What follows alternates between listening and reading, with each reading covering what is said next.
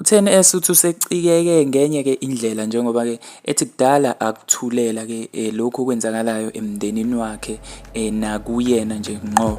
Ukhala ngokuthi-ke kahle kahle ukhala ngobuthakathi phakathi kwakhe nomndeni wakhe. Kodwa-ke bafethu nanti udaba liyalandela. Welcome and welcome back to my channel. If you're new, please don't forget to like, share and do subscribe to my YouTube channel.